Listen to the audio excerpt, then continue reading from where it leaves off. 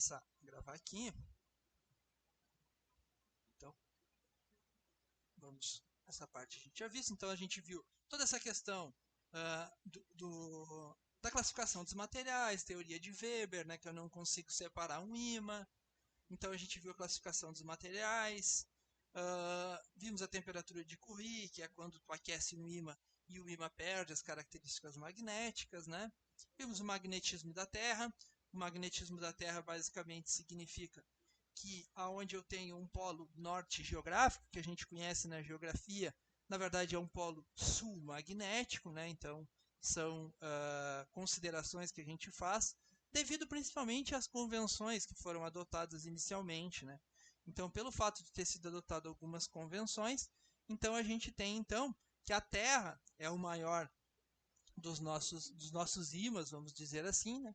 Aonde que a gente pode enxergar ela como um ímã, aonde que o norte geográfico é o sul magnético e o norte magnético é o sul geográfico, que a gente já conhece na geografia. Isso porque inicialmente se convencionou que na ponta de uma bússola, então na ponta de uma bússola, a gente tem um norte. Então, se na ponta de uma bússola a gente tem um norte, o norte não poderia atrair um norte. Então, então se convencionou que o polo sul era o que estava atraindo esse polo norte da bússola. Porque a gente sabe que os polos que são diferentes é os polos que se atraem. Quando os polos forem iguais, a gente não tem esse tipo, a gente tem então uma força de repulsão. Tá?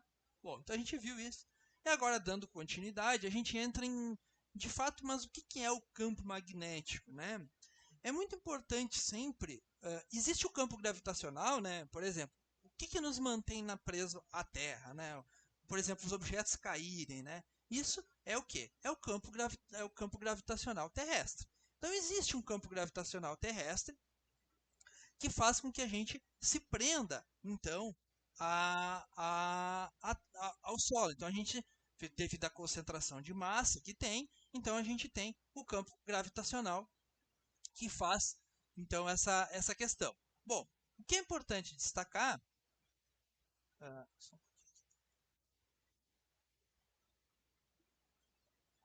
o que é importante destacar é o seguinte, que o campo gravitacional ele é então algo que nos conecta então e nos mantém que o objeto caia, ou seja, ele está associado à questão da Terra, concentração de massa na Terra. Mas existe também o campo magnético terrestre, ok? Esse campo faz com que a agulha magnética se movimente. Então é isso que faz com que, por exemplo, a bússola funcione. Então, por que a bússola funciona? A bússola só funciona porque a Terra é um campo magnético. Então, o maior campo magnético que a gente tem é onde? É o campo magnético terrestre. O estudo de magnetismo, a gente sempre diz que é um problema ainda em aberto, estando relacionado com as propriedades magnéticas dos materiais. E por que ele é um estudo ainda em aberto? Por quê? Nunca se conseguiu muito bem comprovar qual o real motivo em que a gente se tem o campo magnético terrestre. Existem algumas teorias, mas que dificultam os seus estudos pelo fato de ser na parte interna terrestre. Mas a teoria mais difundida é o seguinte: como dentro da Terra a gente tem grande quantidade de massa, por exemplo, a questão vulcânica, né, que se movimenta dentro da Terra, então a gente tem uma alta temperatura dentro da Terra, esse movimento dessas massas internas tem um movimento de elétrons. Se eu tenho um movimento de elétrons dentro da crosta terrestre, então eu tenho uma produção de campo magnético. E isso vai estar muito associado a uma relação que a gente vai ver ainda até na aula de hoje, que é o quê? Que corrente elétrica produz campo magnético. Mas o que é corrente elétrica, né? Corrente elétrica nada mais é do que elétrons se movimentando. Então, quando a gente liga uma lâmpada, a gente liga um dispositivo, ou qualquer dispositivo que a gente tenha elétrico de funcionamento, a gente está se deparando, então, com um movimento de elétrons, que é a menor estrutura que constitui a matéria. Muito visto e muito estudado na disciplina de eletricidade. Então, quando vocês estudarem eletricidade, vocês vão ver que o que é corrente elétrica? O deslocamento de elétrons, né? A quantidade de carga que se desloca num intervalo de tempo. Isso faz com que, por exemplo, a lâmpada esteja ligada, um aquecedor funcione. Então, essa transformação que a gente faz de uma forma de energia elétrica, energia térmica, energia luminosa, ou o que for, isso só é possível devido ao deslocamento dos elétrons. E esse grande deslocamento de elétrons também acontece no interior da crosta terrestre. Então, esse deslocamento no interior da crosta terrestre faz, através desse deslocamento, com que esse movimento desses elétrons produza, então, um campo magnético. Então, o que é um campo magnético? Diz-se que existe um campo magnético numa certa região do espaço quando uma agulha imantada ali colocada sofre a ação de uma força de origem magnética. Então, quando a gente coloca uma bússola numa região e ela interage, a gente diz, então, que eu tenho ali naquela região um campo magnético. Ok? Uma das formas que, muitas vezes, muita gente acaba utilizando, né, é através, então, uma bússola até mesmo rudimentar, que a gente diz, né? O que vem a ser uma bússola rudimentar? Tá? Vou colocar um videozinho aqui que vai mostrar isso daí. Uma bússola rudimentar é uma das formas da gente perceber, então, esse campo magnético terrestre. Olá, olá, olá, boa noite. Aqui,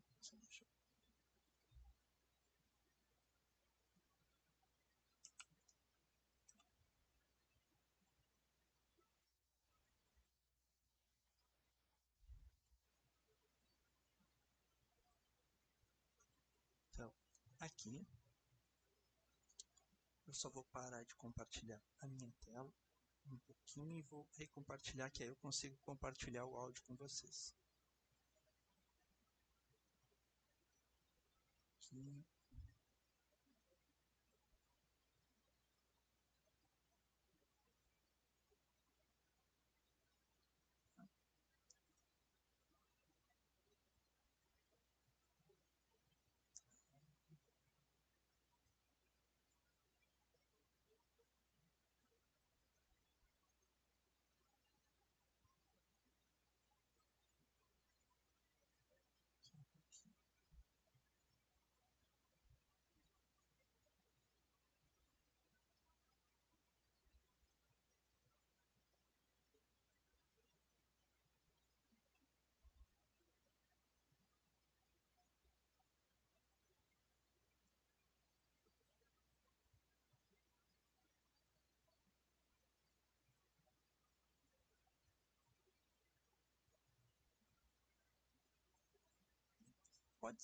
Pode ser que entre algum...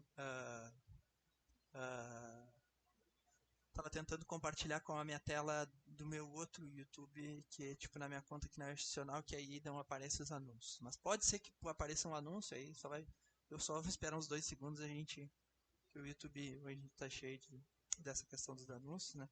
Mas aqui é um vídeo bem simples, né?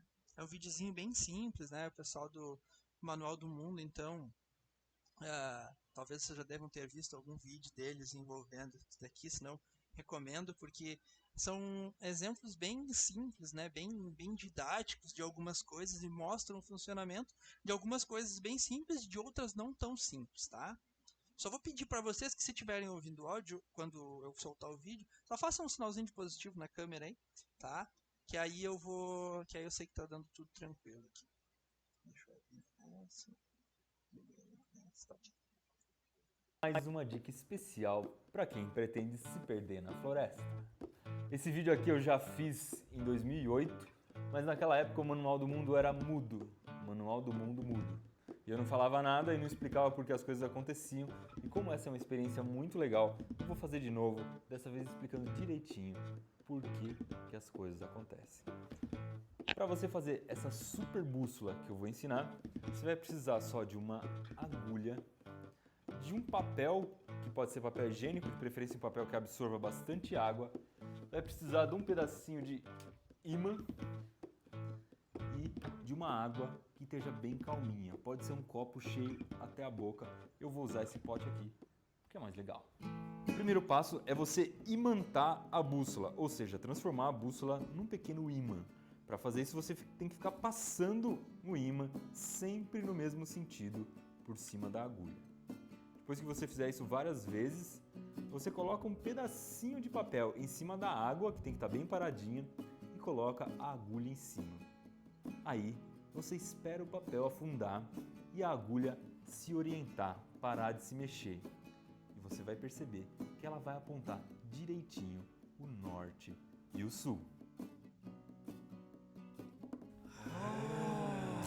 Agora que o Manual do Mundo não é mais mudo, vamos entender por que isso acontece. Por que a agulha se comporta como uma bússola.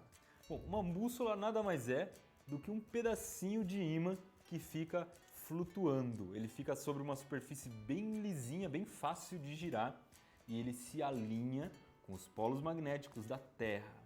Da Terra, sim, dentro do nosso planeta está cheio de ferro, e isso faz com que a gente tenha um polo magnético oposto ao outro e a bússola consiga se alinhar. Por coincidência, esses polos estão muito próximos do polo sul e do polo norte, por isso a bússola aponta, fica na direção norte-sul. E na hora que a gente passou o ímã em cima da agulha, a gente magnetizou a agulha, a gente transformou a agulha numa espécie de ímã e coloca a agulha em cima da água para ela ficar soltinha, assim como uma bússola. Ela consegue virar na direção que ela quiser com muito pouco atrito. E agora eu sei que vão surgir duas perguntas muito legais e muito importantes. Primeira pergunta é, dá pra gente saber onde é o norte e o sul da agulha? A princípio, não.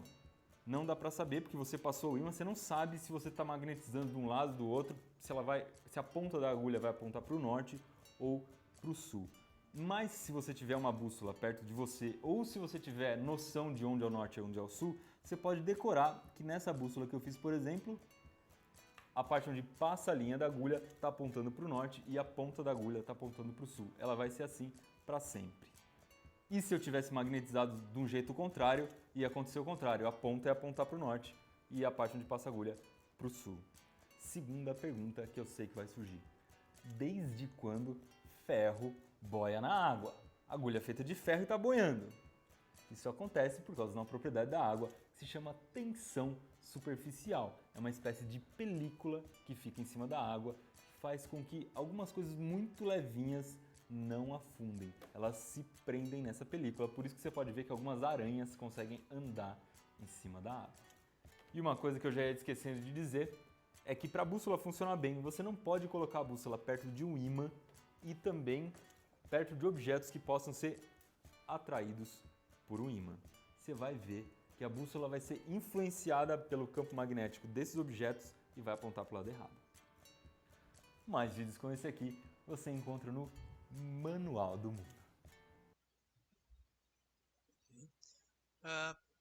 Por mais que possa parecer sim, até meio bobinha, né? Uma interpretação bem simples, né?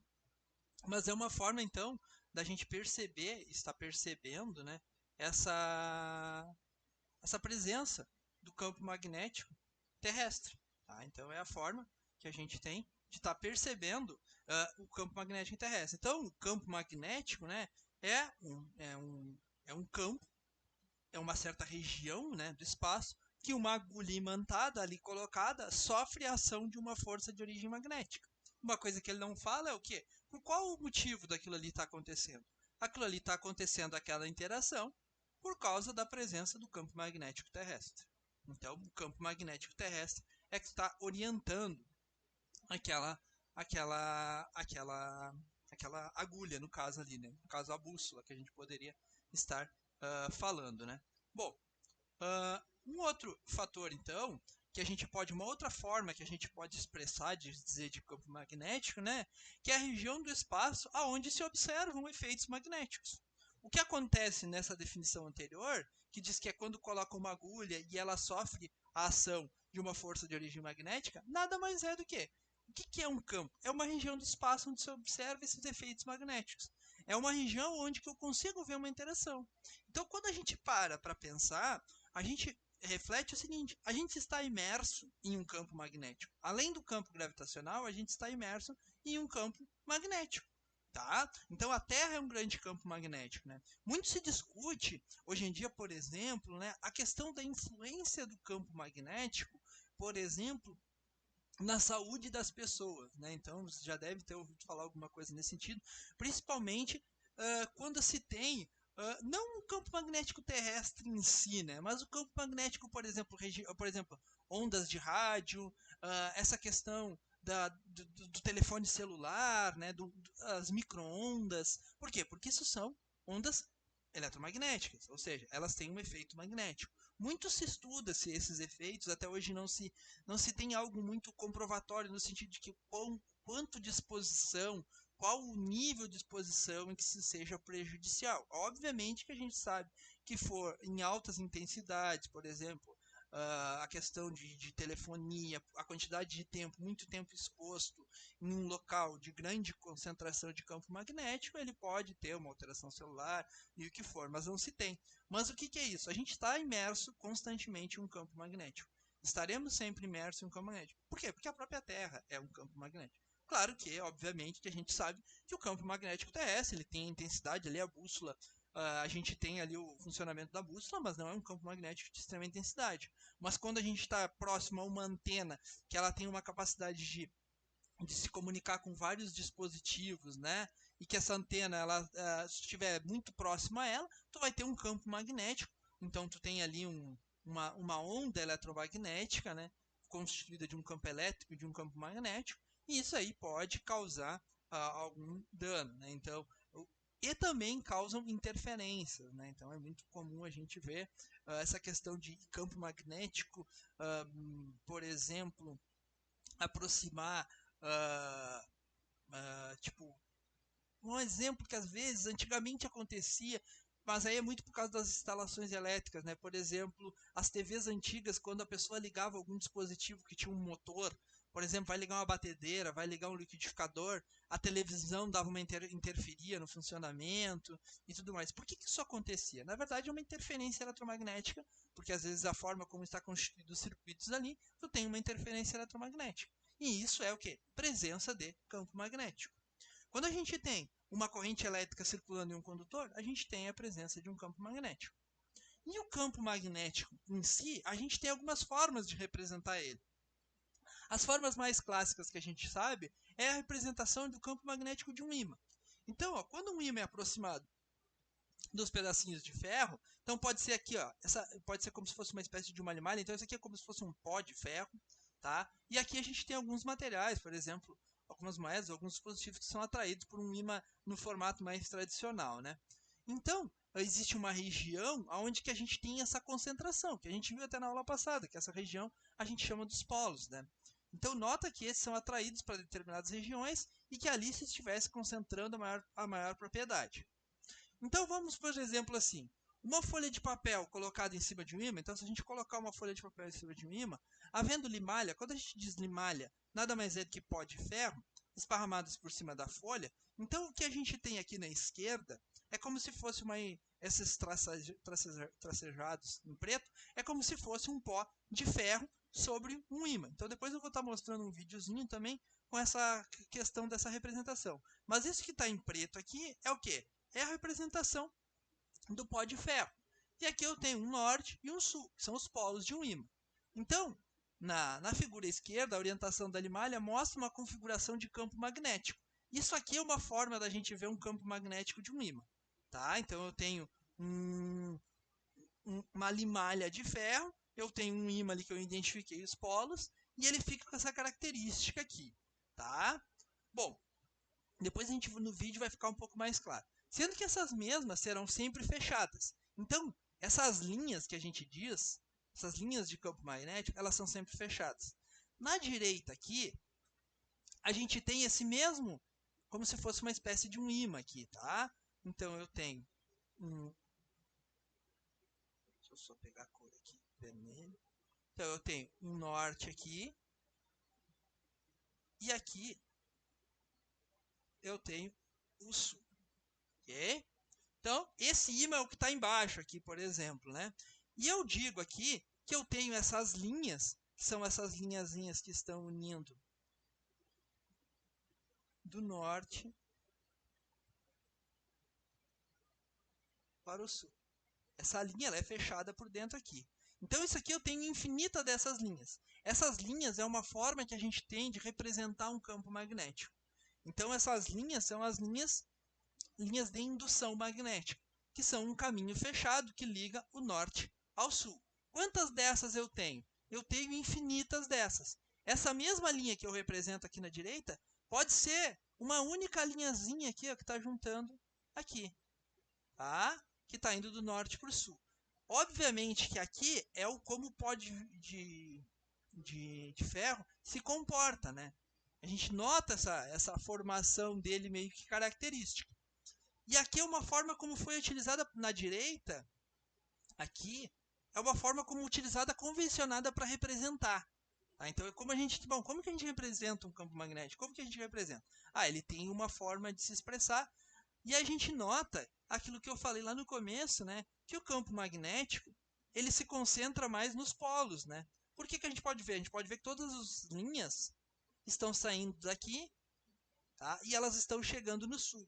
Isso aqui é uma outra convenção que a gente tem. Aqui eu tenho um pouquinho maior, né?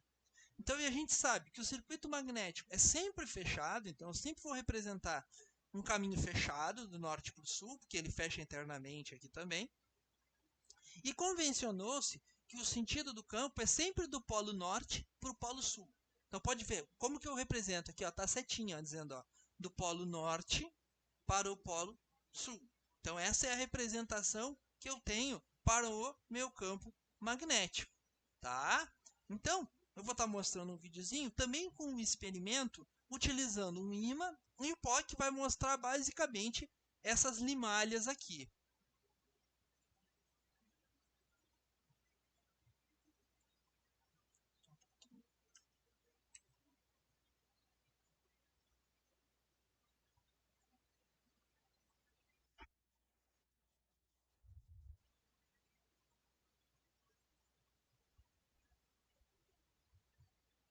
Olha aqui a apresentação.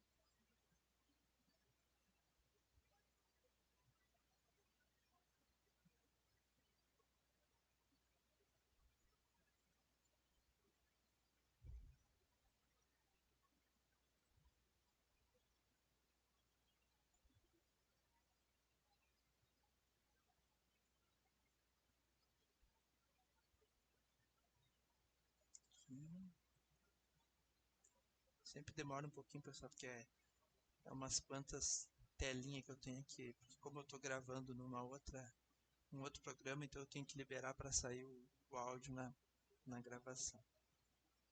Também, depois para o vídeo ficar completinho. Tá? Aqui, basicamente, é alguns exemplos de experiências que, claro, que se a gente estivesse no presencial, a gente já está fazendo isso no laboratório, tá? Então, tipo, tinha diversos tamanhos de ímã, então a gente fazia uma baguncinha legal no laboratório lá de fazer esses experimentos. Mas aqui eu tenho alguns vídeos que eu encontrei, formas em que a gente tem de estar vendo, então, essas experiências de eletromagnetismo, tá? Nesse vídeo eu vou te mostrar como você pode fazer diversos experimentos de magnetismo. Para poder visualizar as linhas de força de campo magnético de dois ímãs, eu vou colocar a limalha de ferro dos dois lados. Essas linhas de força é uma das formas em que às vezes chamam, né, tipo, linhas de força ou linhas de campo ou o próprio campo magnético em si, ou linhas de indução, tá? São tudo a mesma forma de chamar a questão de do uma campo. bandeja. Agora eu vou posicionar os dois ímãs de maneira que o norte deles vai ficar apontado para o lado de dentro. Então eu vou salpicar a limalha de ferro por toda a bandeja. E é assim que a limalha de ferro vai se alinhando com o campo magnético formado pelos dois ímãs. Como os dois ímãs tendem a se repelir, então as linhas de campo magnético formadas por eles também tendem a se afastar. As linhas estão se afastando. Isso quer dizer que se eu inverter um dos ímãs, então eles tendem a se atrair. Ó, agora ele inverteu um dos polos. Ó, antes elas estavam tendendo a se abrir, por isso que né? dessa vez você pode perceber que as linhas de campo magnético tendem a se encontrar. Quando eu faço uma daquelas linhas aqui, que a gente tinha na aula ali, né, um risquinho daqueles, é como se fosse uma dessas representações aqui. É uma forma simplificada da gente representar, né? É óbvio que esse campo ele está presente em todos os pontos. Quando eu faço uma representação, não tem como representar tudo. É uma forma simbólica da gente estar No representando centro um da campo. bandeja. Para construir esse experimento, eu fui até uma serralheria e pedi para recolher um pouco de limalha de ferro que estava esparramado pelo chão. Depois eu passei uma peneira para poder descartar as partículas que fossem maiores. E aí eu joguei fora a limalha de ferro mais grossa, porque o que me interessa mesmo é o pó de ferro, que dá essa impressão de ferro fluido. Como eu não sabia se o pó de ferro podia estar misturado com pó de alumínio ou mesmo sujeira, então eu fiz um processo de separação usando um recipiente com um ímã. Aquilo que não era ferro magnético não foi atraído pelo ímã, então foi descartado. Aí eu repeti o processo várias vezes e guardei num saleiro. Eu também precisei de uma bandeja de plástico, em que debaixo dela eu coloquei 2 pezinhos de madeira para deixar a bandeja suspensa. Depois eu consegui no ferro velho um ímã de ferrite daqueles de alto-falante e eu quebrei ele em 2 pedaços menores. Para descobrir qual que era o polo norte do ímã, eu fui ver qual que era a parte dele que atraía o sul da bússola.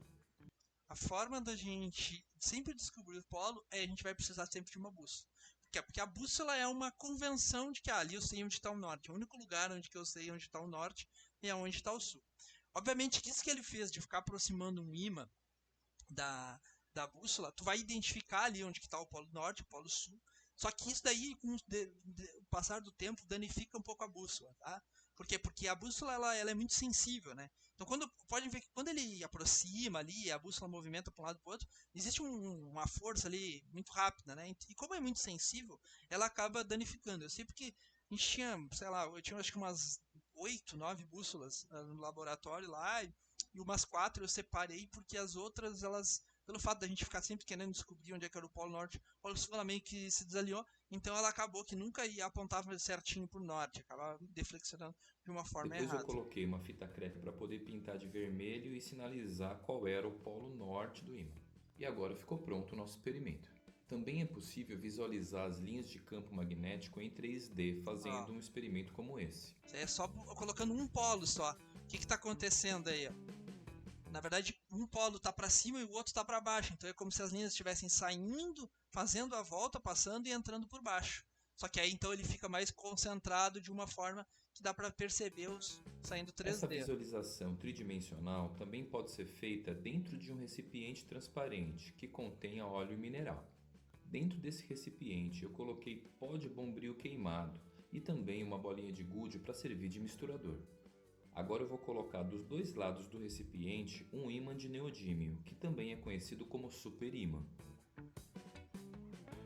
Como os ímãs estão com os polos opostos para o lado de dentro, você pode perceber que as linhas de campo magnético estão se interligando dos 2 lados. E isso acontece porque os 2 ímãs se atraem. Agora eu vou repetir o experimento invertendo os polos de um dos ímãs. E aí você pode perceber as linhas de campo magnético se formando, só que agora do lado de dentro você pode perceber que as linhas tendem a se afastar. Isso porque os ímãs estão se repelindo. Agora eu vou te mostrar uma série de experimentos de levitação magnética. O primeiro deles pode ser feito com um ímã, um clipes e um barbante. Os clipes não se atraem entre si, mas se eu colocar um deles próximo de um ímã, então ele vai ficar temporariamente imantado. Isso aqui é aquilo que a gente viu aquele dia na última aula, né? Quando eu aproximava ali eu tinha um preguinho, né? E aí eu aproximei o prego, o que vai criando? Vai criando um norte, vai criando um sul. Ou seja, só que conforme vai diminuindo, né? Vai passando, ele vai ficando Outra cada vez coisa que mais pode ser fraco, feita é né? colocar A diversos magnetização. ímãs desses de alto-falante encaixados numa mangueira. Entre eles, os polos precisam ser iguais para poderem se repelir e levitar. Para terminar, eu vou te mostrar como você pode usar uma bússola. Observe que o norte está apontando para lá. Isso quer dizer que se para minha frente é o norte, do meu lado direito eu tenho o nascente do Sol no leste. Se eu estou no hemisfério sul, então o Sol vai inclinar para o norte e se pôr do meu lado esquerdo no oeste. Caso você não tenha uma bússola, você pode usar também um ímã com barbante. Dá uma olhada. Observe que eles se alinham exatamente para onde a minha bússola estava apontando. Uma das grandes vantagens de ter uma bússola na mão, se você estiver perdido numa floresta, por exemplo, é é que você não vai conseguir acompanhar a trajetória do Sol se essa mata for muito fechada. E ela pode ser útil para te ajudar a caminhar em linha reta, evitando que você fique perdido andando em círculos. E se você curtiu esse vídeo, faça sua Bom, é um outro vídeo também, né, de uma característica que, se a gente for parar para pensar, é simples, né? Tipo, são experimentos, mas que acabam nos refletindo, né, e nos apresentando situações e informações que são relevantes até mesmo para dentro da parte do eletromagnetismo. Tá? Ok? Bom, então a gente viu essa representação ali através do vídeo. Essa aqui é a forma como a gente vai estar representando. Então aqui tem um outro experimento, né? Então, sempre com a setinha saindo do norte para o sul. Então aqui tem um imã com norte e sul. A questão do experimento, quando aparece assim é o experimento, assim é a forma que a gente utiliza para a gente representar. Por exemplo, nesse exemplo aqui, basicamente, eu vou estar resolvendo aqui rapidinho. Então, faça um desenho representando as linhas de força magnética e o seu sentido para cada um dos casos. Tá? Então, eu tenho dois tipos de ímãs aqui. A gente sabe sempre que as linhas de indução elas vão sempre do norte para o sul. Né? Então, a gente viu que elas vão do norte para o sul. Tá? Então, quando peço para fazer uma representação, basicamente, o que a gente está querendo fazer aqui é uma linha que ela sai do norte.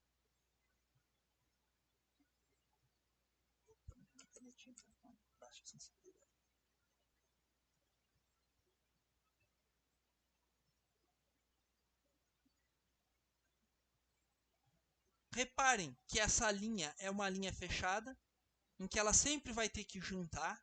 Tá? Então, na verdade, ela não sai daqui desse ponto aqui e chega aqui, né? Na verdade, ela sai daqui, dá toda a volta e volta para cá. É uma linha fechada. E quantas dessas a gente faz, né?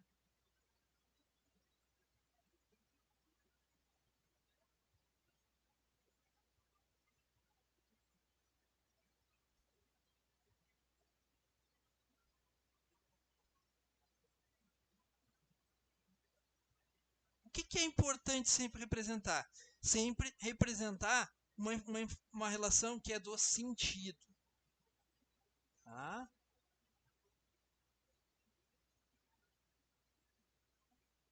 Tem que fazer essa seta. Okay? Por quê? Porque a gente sabe que ela sempre vai ser da onde? Do norte para o sul. Quantas dessas eu faria, poderia fazer? Bom, eu poderia fazer quantas eu quisesse, na verdade, né?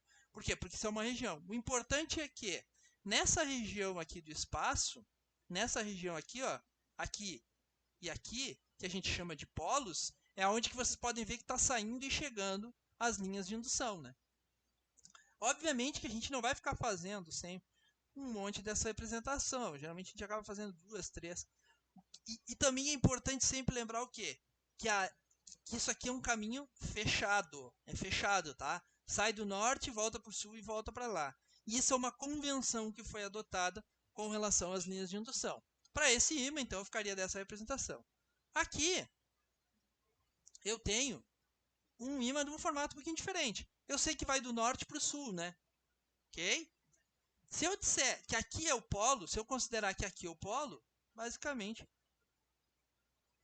eu vou ter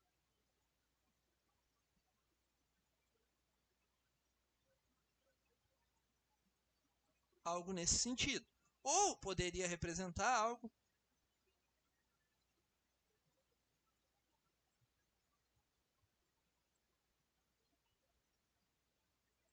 ok? Ou seja, vem do norte para o sul, até se ter algo do tipo assim. Tá? Não quer dizer que eu não vá ter campo aqui. Óbvio que eu vou ter. Vai ter uma presença de campo magnético aqui, inclusive aqui. Tá? Sempre relembrando. Tá? Isso é muito importante, tá? É uma convenção de que o campo magnético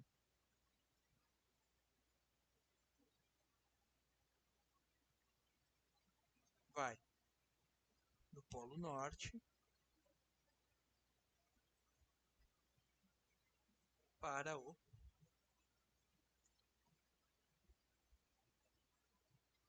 polo sul. Tá? Convencionou-se isso. Tá? Vai do norte para o sul. Não importa o tipo de ímã ou o que for, a gente sempre vai dizer que ele vai do norte para o sul. Ok? Bom, então sempre quando eu pedir para que faça a representação das linhas de força magnética, ou linhas de indução, ou campo magnético, a gente vai utilizar desta forma.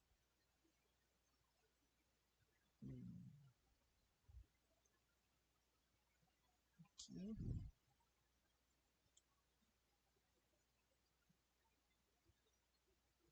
Um outro exemplo que a gente pode estar resolvendo aqui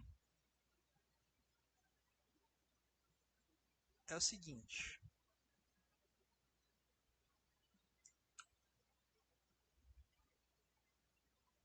Então, ó, suponha que você possui alguns ímãs, tá?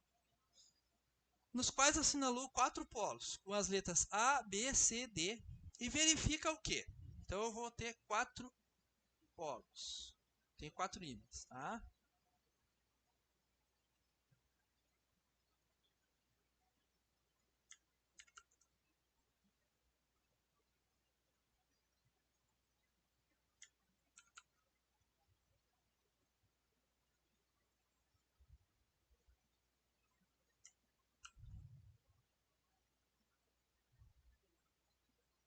Ok.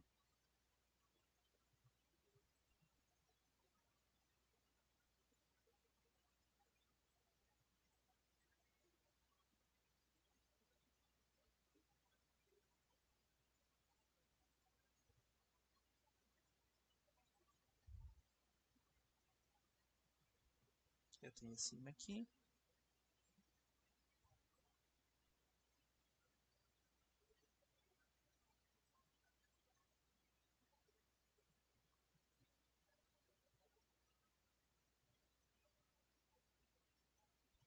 Ok.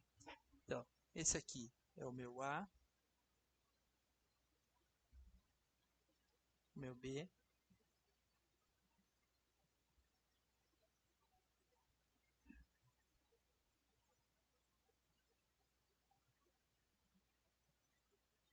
só que cada um deles, então, cada um deles são letras que estão associadas a alguns polos, tá? Então, ela está associada a alguns polos, tá? Então, vamos dizer assim, o polo A, eu estava colocando aqui, então, deixa eu só botar um pouquinho mais para a esquerda.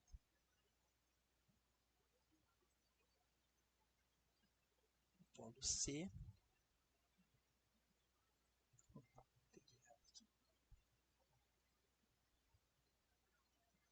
E aqui é o polo D. Então, o polo A repele o polo B. Tá? O polo A atrai o polo C. O polo C repele o polo D. A única coisa que eu sei é que o polo D é um polo norte. Tá? Então, aqui, esse polo desse ímã, aqui a gente sabe que a gente tem um norte. Ok? Então, a gente sabe que aqui a gente tem um norte. Então, a gente sabe que o norte está ali. Então, obviamente que do outro lado vai estar o sul. Mas tudo bem. Mas o que, que acontece, né? Então, se a gente sabe que o polo D é um polo norte, e diz assim, o polo C repele o polo D. Então, qual é o polo C? Se ele repele o D. Se eu aproximar um do outro. Ele é norte também, né? Ele é um norte também, exatamente. Ele vai ser um polo norte também. Por quê? Porque ele está dizendo, então aqui a gente vai até o final e nota, o polo C repele o polo D. Então, ele também vai ser um norte. Ok? O polo A atrai o polo C. Então, se o C a gente já sabe que é o norte e o polo A atrai ele, então isso significa o quê? Significa que ele é um polo contrário ao polo C. Ele vai ser um polo sul. Ok? O polo A repele o polo B. Tá? Então, se o polo A eu sei que é um C, um S, um sul, e o polo B é repelido por ele, logo, o meu polo B, então, é um sul também. Que era, nessas condições, você pode concluir que o polo B é um polo norte ou um polo sul. Então, B é um polo sul. Ok? Então, a gente conclui isso analisando, basicamente. Obviamente que a gente só conseguiria tirar essa conclusão, de que forma? A gente só consegue sabendo um polo, a gente tem que saber. Então, por exemplo, o polo D aqui pode ter sido descoberto devido lá à interação com uma bússola, descobriu que o polo D obrigatoriamente era um polo norte. Bom, só que aqui é bom a gente sempre complementar qual é o outro polo, né? Porque não posso ter só um sul, né? Então, obrigatoriamente, aqui é um norte, aqui é um norte, aqui é um sul, e aqui é um sul. Por quê? Porque eu não posso ter só um polo, né? Não posso ter um monopolo magnético. Então, é uma forma. Então, sabendo uma característica, a gente, pela interação que tem entre os campos magnéticos, a gente consegue, então, identificar. Mas sempre que você perguntar, tipo, como que eu identifico um polo? Eu preciso ter a referência. E a nossa referência é sempre uma bússola. É a forma em que a gente precisa ter. Inclusive, vocês viram no primeiro vídeo, é a forma em que a gente tem de referência para que a gente possa estar encontrando isso. Ok? É um exemplo que ele nos traz, então, essa característica. Se eu quisesse estar representando para cada um deles, eu poderia estar representando aqui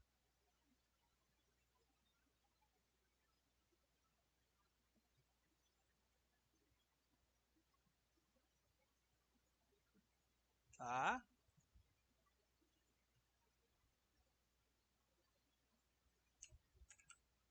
Poderia estar representando aqui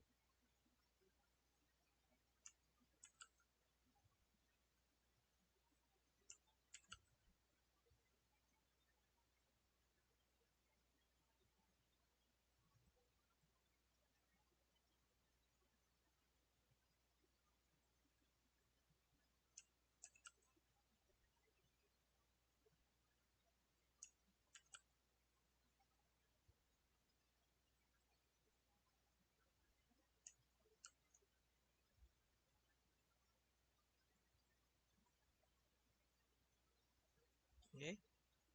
Bom, conforme a gente representou as linhas, elas vão sempre da onde? Do norte para o sul. Então, para esse caso aqui, seria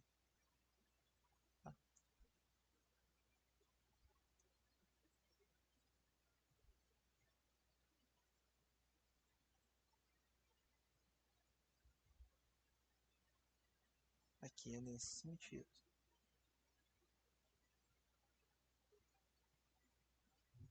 Ok? Forma de representar aqui. Ah, quantas eu precisaria? Ah, precisaria fazer várias. Não, geralmente a gente faz uma, duas, é só para uma representação simbólica de como que fica, nesse caso, então, as nossas linhas de indução. Ok?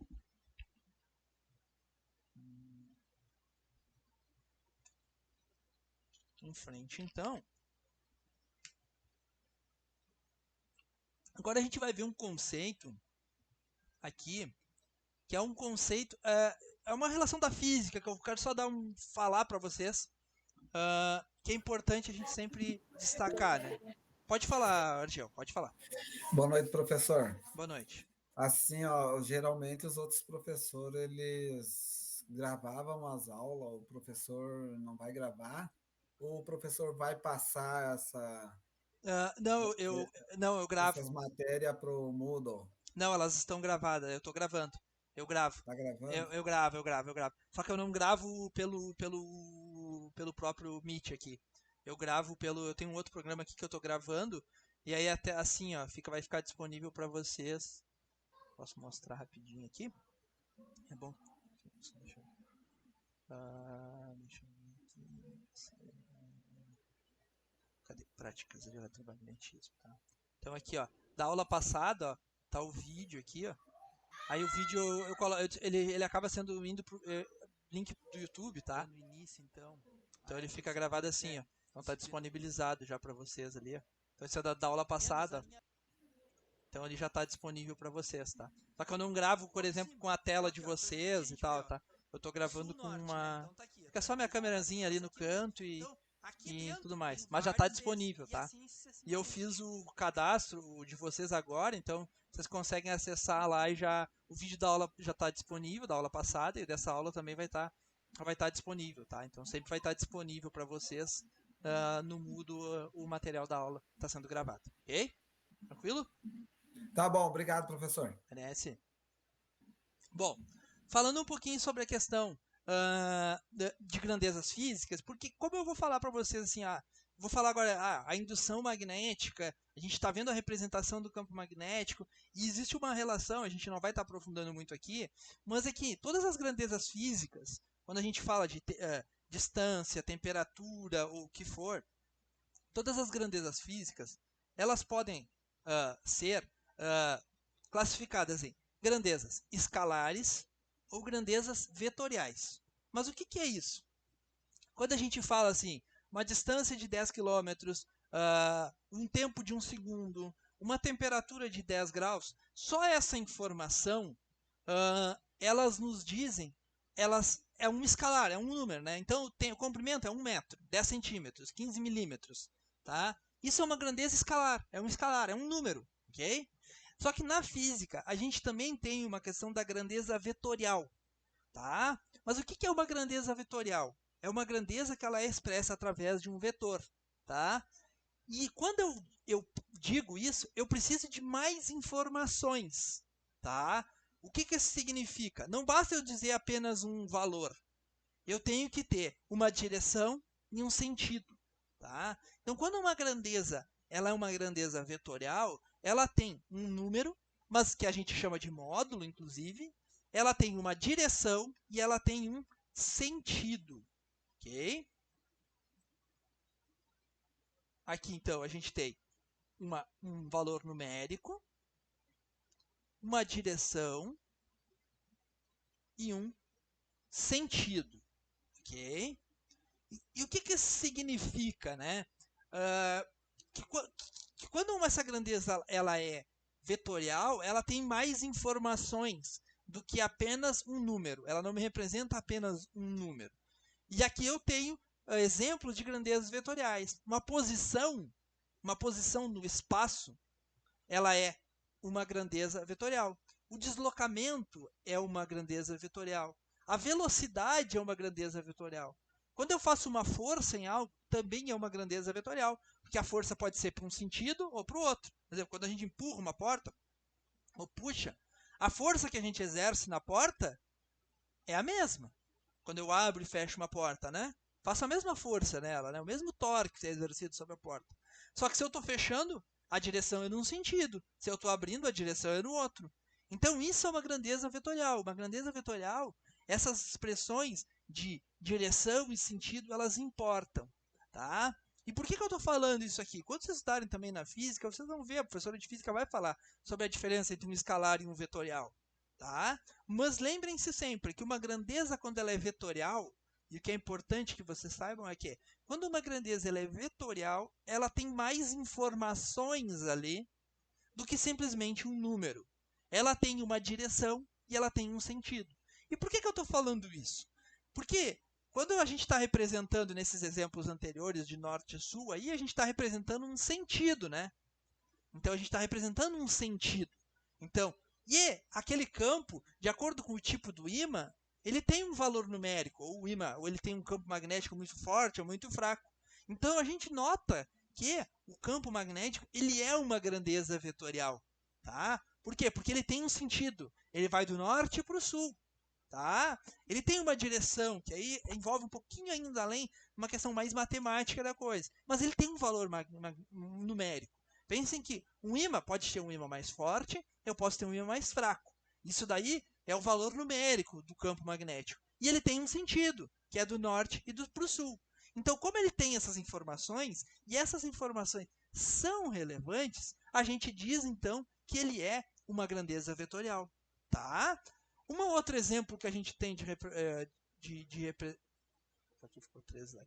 Um outro exemplo que a gente tem de grandeza vetorial, então pensando em grandeza vetorial, então, por exemplo, ó, a figura mostra que a posição da casa é uma grandeza vetorial, então posição é uma grandeza vetorial, já que ela depende do ponto de vista dos observadores, A e B. Imagina, a pessoa que está nesse ponto A, ela tem uma distância, isso, como se fosse o ímã. Como se fosse o ímã, exato. Por isso que lá no ímã a gente tinha o quê? O sentido, né? Ia do norte para o sul. E aquela grandeza ali, ela é uma grandeza vetorial. Por quê? Porque ela tem um sentido. E o ímã, cada ímã tem um valor. Ele tem um valor em intensidade mais forte, mais fraca. Então, por isso que a gente diz que o campo magnético está associado a uma grandeza vetorial. E aqui a gente tem um exemplo de grandeza vetorial, né? Um exemplo simples aqui, de posição. Tá? Nem estamos falando de campo magnético ainda. Tá? A gente mostra que essa casa A é uma grandeza vetorial de posição, já que ela depende do ponto de vista do A e do B. Por quê? A pessoa que está nesse ponto A, ela vai estar a uma distância daqui. Então, ela vai estar a uma determinada distância. Então, ela tem um valor numérico de distância. Ela tem uma direção, tá? Ela tem uma direção. Ela está para baixo, no caso aqui, né? Opa, deixa eu apagar aqui. Ela tem uma direção que ela está aqui, né? E ela tem um sentido. O sentido é o sentido que se a pessoa está se deslocando do ponto para casa ou da casa para o ponto. Isso é o sentido. A direção é aqui para baixo. Enquanto que a pessoa que está nesse ponto aqui, nesse ponto B, se ela se deslocar na mesma direção que a pessoa do ponto A, ela vai vir parar aqui embaixo. Ó. Tá? Então, a direção dela é para cá. O sentido pode ser de ir ou de voltar. Tá? Mas a posição, então, isso é uma grandeza vetorial. Quando a gente tem uma grandeza vetorial, essa direção, esse sentido, e até mesmo a distância entre eles, o quê? Importam. Eles, de fato, importam. De fato, eles influenciam no funcionamento. Então, essas duas pessoas aqui, o observador A e o observador B, eles têm direção diferente em relação àquela casa, tá? Eles têm sentido e eles têm o módulo. Então, por isso que a gente diz que a posição ela é uma grandeza vetorial. Assim como o campo magnético, ele também vai ser uma grandeza vetorial. Então, a indução magnética, o campo magnético, é uma grandeza vetorial. As linhas de força magnética, elas fazem parte do sentido do campo magnético. Então, a indução magnética, que está associada ao campo magnético, é uma grandeza vetorial, que caracteriza o campo magnético ponto a ponto, em módulo, que é um número, então o campo magnético ele tem um módulo, ele tem uma direção, essa direção é um pouquinho mais difícil da gente inicialmente agora entender, e um sentido, tá? O sentido é aquele que a gente já viu, que vai do norte para o sul, tá? E expressa a indução magnética. Então, o que é a indução magnética? Que ela está associada ao campo magnético. A indução magnética a gente utiliza a letra B para representar ela, tá? Então, o campo magnético ou a indução magnética, a gente vai utilizar a letra B, ok? E ela expressa o grau de concentração das linhas de indução. Essas linhas que a gente estava representando antes, que elas iam do norte para o sul, isso são as linhas de indução, tá?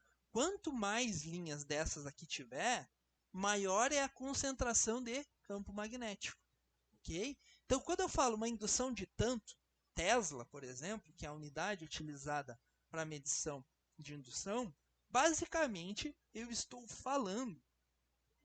basicamente falando de concentração dessas linhas. Quanto mais dessas linhas eu tiver, maior é a indução magnética. Tá? O módulo que a gente fala aqui, ele expressa isso, a quantidade de linhas. E pode ser associada a um campo mais forte, ou mais intenso, ou menos intenso. E isso não vale somente para os ímãs. Isso vale para os equipamentos, vale para os motores, vale para os transformadores na parte construtiva interna deles.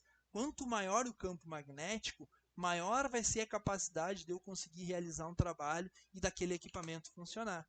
Por isso que um motor, quando ele é de grande porte, Ou seja, tu utiliza um motor, tu não usa um motor bem pequenininho para fazer um deslocamento de uma esteira muito grande, por exemplo. Tem umas proporções que a gente utiliza. Por quê? Porque o pessoal, quando fala, está falando em potência. O motor é mais potente, menos potente. Mas a relação de potência também está associada a campo magnético.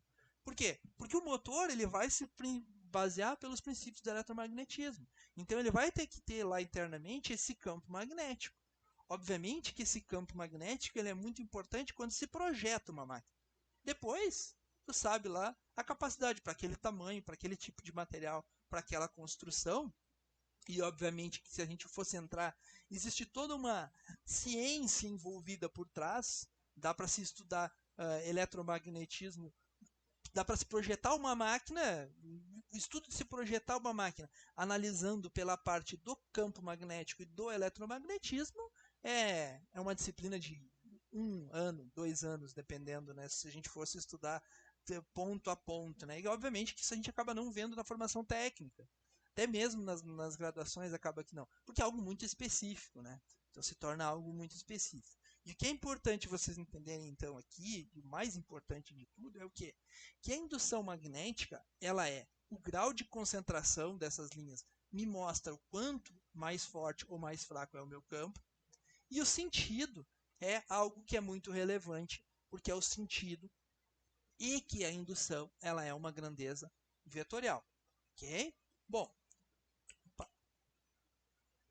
a direção, essa parte da direção, por enquanto, a gente deixa assim. A direção é tangente às linhas de indução. A direção quer dizer o quê? Cada ponto que eu tenho aqui, então cada um desses pontos que eu for percorrendo aqui, cada um desses pontos, eu tenho uma direção. Tá? A direção, a gente sempre diz que ela é tangente naquele ponto. Tangente está associado lá um pouco da matemática. Então, e como essa informação da direção ela não é algo tão relevante para nós, a gente basta saber que a direção é tangente às linhas de indução. Então, que nesse ponto aqui, a direção, ela obedece o sentido, mas ela é sempre uma setinha querendo sair fora da linha de indução. Ok? Podem ver aqui, ó, a direção nesse ponto, ela é sempre uma setinha querendo sair da linha de indução. Tá? Então, a direção, eu posso saber a direção em todos os pontos. Tá? Então, eu poderia saber a direção em cada um desses pontos. O sentido a gente já viu. O sentido, ele é o quê? É os mesmos das linhas de campo. Ou seja, ela sai do polo norte e dirigem para o polo sul. Tá? Então, o sentido é esse caminho fechado que a gente já viu do norte para o sul. Tá? E o módulo? O que é o módulo? Representa o valor da indução. E o que eu falei lá no começo? Indução é o grau de concentração dessas linhas. Então, é o quanto dessas linhas que eu tenho no ímã. Quanto maior for essas linhas, maior a minha indução. Ok? Quanto maior o número de linhas, maior a indução. Então, se eu mostrar 2 ímãs para vocês e não tiver representado, saindo 5 linhas de indução e no outro 10, pela representação, o que tem 10 linhas de indução, ele tem um maior indução. Tá? Então, quando pensa o módulo nada mais é que o número de linhas que a gente tem nesse ímã ou nesse campo magnético. Aqui. Então, por exemplo, se eu pegar esse ímã,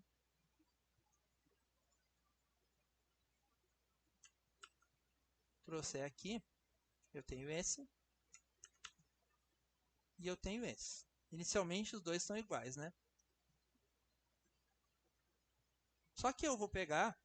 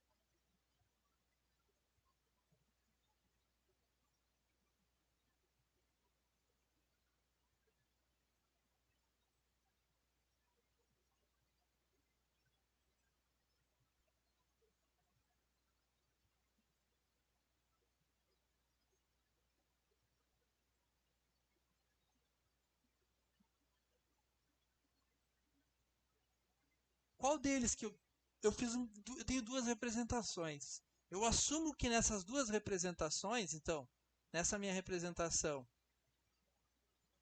em A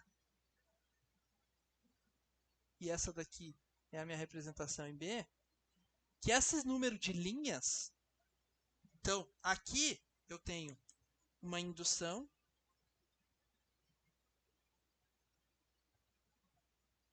que eu vou chamar de BA, que é a indução de A. E aqui, a minha indução, ela é o quê? BB. Se a indução é o número de linhas pela representação, obviamente que nessa daqui eu tenho o quê? Menos linhas representado, né? Se eu tenho menos linhas representadas, eu posso dizer, então, que a indução de BA é maior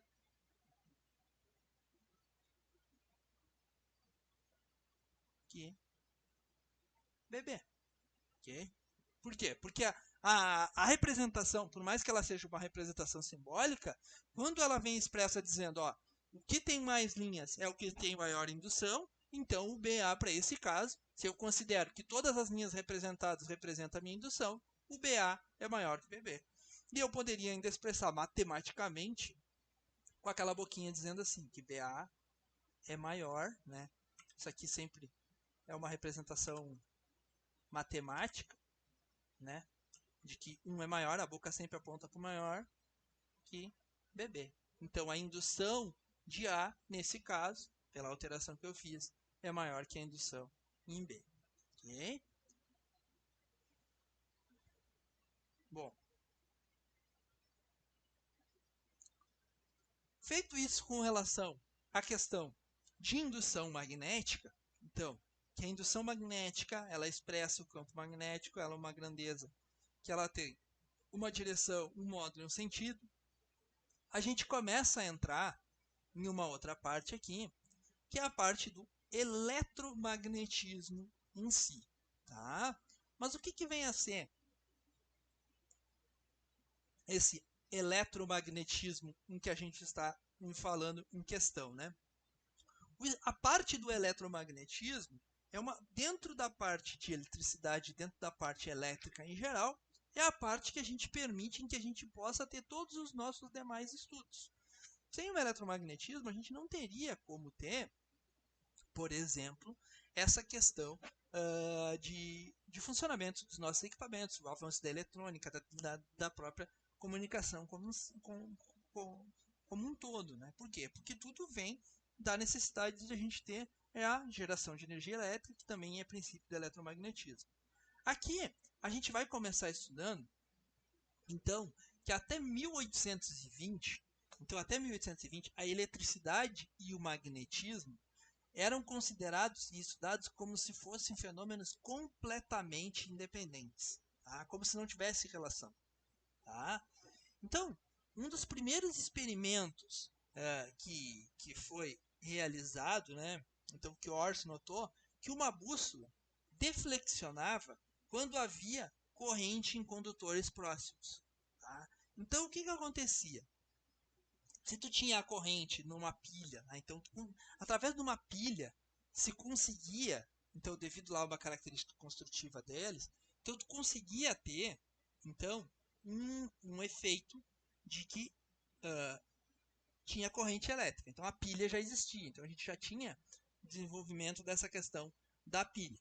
Só que não se tinha uma relação com relação ao eletromagnetismo, ou relação ao magnetismo, né? Então, o que aconteceu? O Oersted foi que notou o seguinte, que uma bússola deflexionava quando havia corrente elétrica em condutores próximos. Então, o que ele fez? Ele simplesmente ligou uma pilha, então uma bateria, ligou ela, fechou em uma chave, e o que acontece? A gente sabe que quando a gente liga um circuito elétrico, tem corrente elétrica. Tá? O fato de se ter corrente elétrica vai produzir o quê? Campo magnético. E esse foi o experimento. Então ele fechou, basicamente que ele fez o seguinte. Só um pouquinho.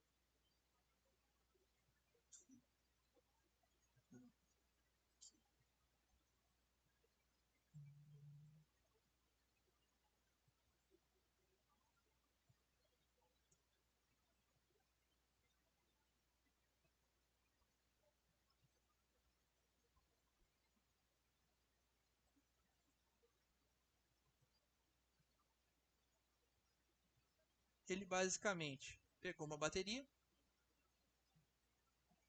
um interruptor, okay. Ele ligou aqui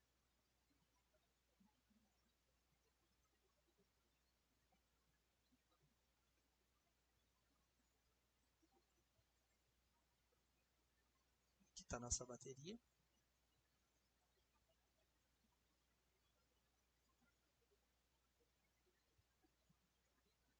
Eu vou colocar uma lâmpada aqui até para dar um efeito de aqui, que ele fez um circuito elétrico, né?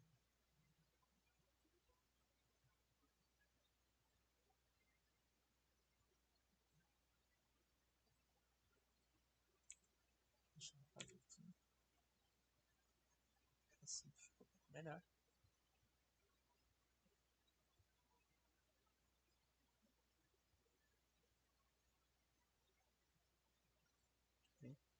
Ele fez o experimento mais simples que a gente poderia ter.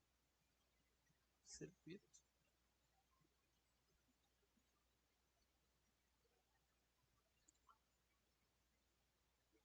Bom, a gente sabe que quando a gente tem corrente elétrica, então basicamente ele ligou uma fonte.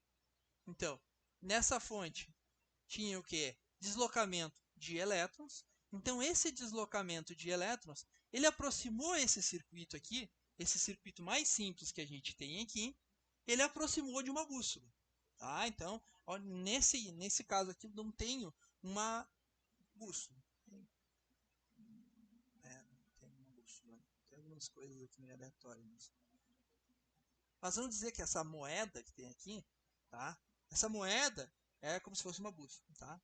E o que ele notou? Quando ele aproximava do condutor, a bússola mudava a posição. Tá? Então ela mudava, o campo magnético dela mudava. Bom, se uma bússola ela funciona por campo magnético terrestre, e quando aproxima algo dela, ela muda aquele campo magnético de funcionamento, ele começou a deduzir então que basicamente existia um campo magnético associado ao quê? A esse deslocamento de elétrons aqui. Então, o que a gente está vendo aqui, se movimentando, é os elétrons. Isso aqui é o conceito básico de corrente elétrica. Corrente elétrica é esse deslocamento desses elétrons. E ele notava que quando ele interrompia, os elétrons param de circular e, obviamente, que o campo magnético era interrompido. Ou seja, não se tinha mais a presença daquele campo magnético ali naquela região, tá? Então, basicamente, então foi o que ele fez. Aqui tem um outro exemplo, né? Então, aqui só não colocaram a lâmpada, mas o que acontece? Quando ele fechava essa chave, fechava esse interruptor, tem corrente elétrica, essa bússolazinha que tem aqui, então essa bússola aqui, essa bússola, ela mudava a posição, tá?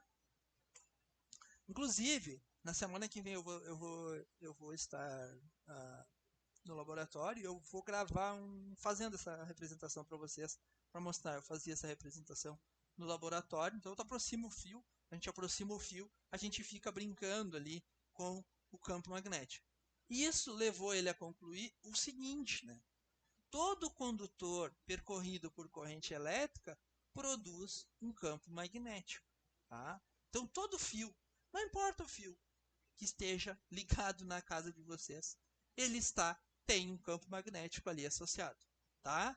Lembrando que corrente elétrica é movimento ordenado de cargas elétricas, ou seja, é movimento ordenado de elétrons. Tá? Então, o movimento ordenado desses elétrons faz, então, com que a gente tenha a origem do campo magnético. Tá? Obviamente que quando vocês estudarem a parte de eletricidade, vocês vão ver que existem dois tipos de corrente nos circuitos. Corrente alternada e corrente contínua. A corrente alternada, ela está associada à corrente elétrica que tem na residência de vocês. Os 220 volts alternados que tem na residência de vocês. Enquanto que a corrente contínua, ela está associada ao quê? Ela vai estar associada às baterias, às pilhas, aos dispositivos. Tudo aquilo que tem positivo e negativo é tensão contínua. Tudo aquilo que trabalha com fase e neutro é tensão alternada.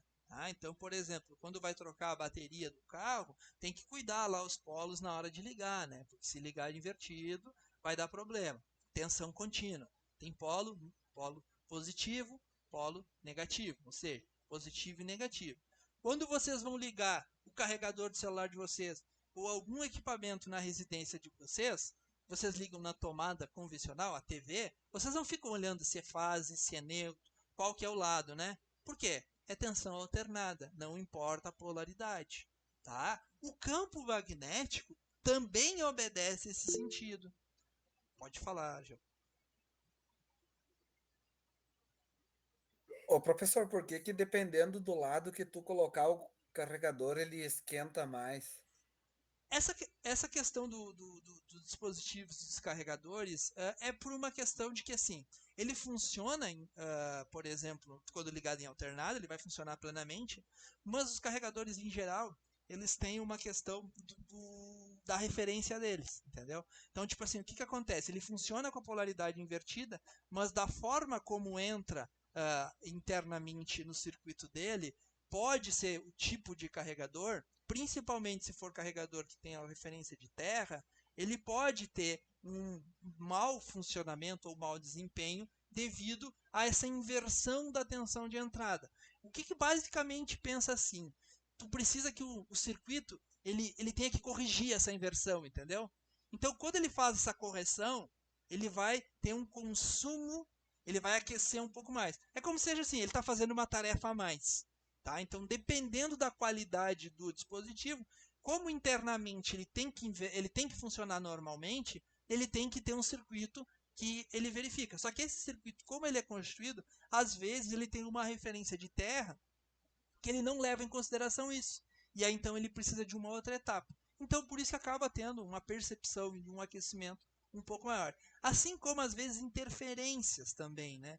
Por exemplo, o neutro na instalação, na casa de vocês chegam fase o neutro, né? E tem o terra, né? O neutro é aterrado. Então, por exemplo, o neutro é ligado lá na haste de aterramento na entrada da residência de vocês. Só que às vezes, por exemplo, principalmente caixa de som. Vai ligar uma caixa de som, alguma coisa assim, por exemplo, de guitarra, essas coisas assim, que elas são muito sensíveis. Se ligar invertido, e pelo fato de ele não estar detectando esse terra, então liga o fase no neutro e o neutro no terra, então não está tendo uma referência. E aí então é muito comum ter aquele chiadinho, algo do tipo. Que aí, às vezes só vai lá e inverte a polaridade e aí tu faz com que tu tenha essa fuga para o local correto, ou seja, que é para o terra. Tá? Então é comum esse tipo de interferência. E o que às vezes acontece é o quê? É uma interferência. E é uma interferência eletromagnética. Ok? Bom, seguinte. Uma coisa que é importante, a gente falou de vetores, né? Quando a gente tem uma grandeza, e aqui eu não estou nem falando, tipo assim, de um modo geral, mas é quando eu digo assim, o vetor está entrando no plano. Tá? Então, quer dizer assim, é como se tivesse algo entrando na tela. Tá? Ele está entrando na tela. Eu represento por essa bolinha um X aqui. Tá? Então, quer dizer que a grandeza está entrando na tela. Tá? E aí não importa se é vetor ou se não é, mas uma grandeza está entrando na tela. Se essa grandeza, se o vetor está saindo, ou seja, é como se estivesse se movimentando. Eu estou me movimentando entrando na tela, estou indo em direção à tela. Então eu represento com um xzinho.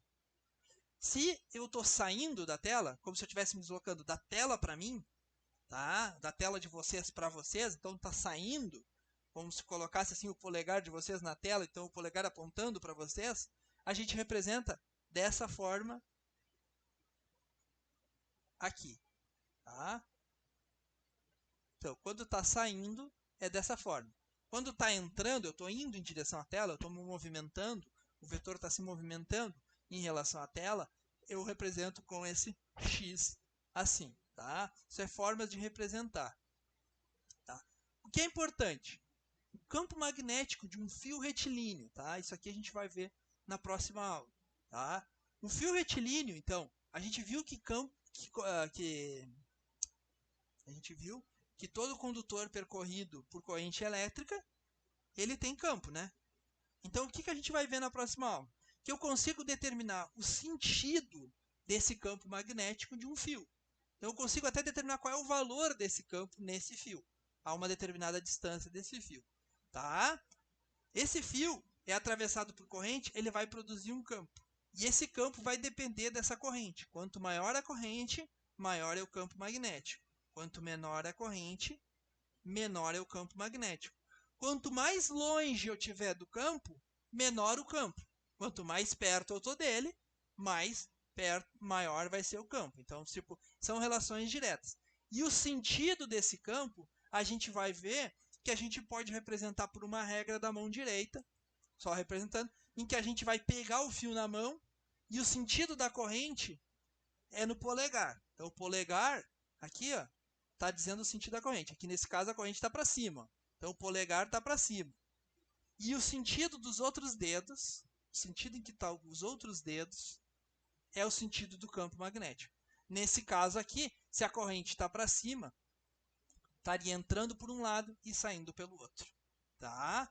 Então, quando a gente trabalhar com magnetismo, vocês vão ver que uma das coisas, e talvez seja o maior desafio que a gente terá, é essas representações, tá? Porque a gente usa bastante as representações de sentido, de campo magnético e tudo mais. E tem que usar a mão correta, tem que ser a mão direita, por exemplo. Tá? Mas, bom, isso a gente vai ir desenvolvendo e vai ao longo da disciplina. Ok? Tranquilo? Então, na próxima aula, é importante destacar, né, que a próxima aula é aquilo que eu falei, pessoal. Eu vou deixar ela gravada sobre esse conteúdo. Tá? Então, vocês viram que é um conteúdinho que ele vai ter até um cálculo ali que eu vou mostrar como que se faz e tudo. Então, eu acho que é importante, né, e até aquilo que eu falei lá no começo, né, que como a semana que vem eu não vou estar nesse horário das 7h45 até as 9h15, porque a aula vai ser gravada, por causa que eu vou estar na escola por causa das práticas, mas depois das 9h15 eu vou estar disponível no mesmo link da aula, tá? Então eu recomendo que vocês, no horário da aula da semana que vem, vocês assistam a aula normalmente. Obviamente que vocês não vão poder me fazer pergunta porque a aula vai estar gravada, vai estar a aula lá no YouTube. Mas se ficarem as dúvidas, e como vai ser algo um pouquinho mais chatinho e tudo mais, e vai ter um cálculo, eu vou tentar fazer algo bem pausado e explicando, vocês podem ir lá e tirar as dúvidas, tá? Então, procurem usar o tempo da aula normalmente. Se vocês quiserem, inclusive, entrar, se marcar entre vocês, assistirem junto, ou trocar uma ideia durante a sessão, não tem problema nenhum, tá? É só que, aí depois das 9h15, eu tenho uma dúvida. Quiserem entrar todos para tirar alguma dúvida, eu vou explicar novamente de uma forma um pouco mais, talvez mais sucinta e tudo mais, né? Mas é uma outra forma, então, da gente contemplar esse assunto, tá? Então, vocês sabem que às 9h15 eu vou estar disponível. Então, procurem utilizar o tempo da aula para estar assistindo a aula como um todo, ok? Tranquilo? Tá?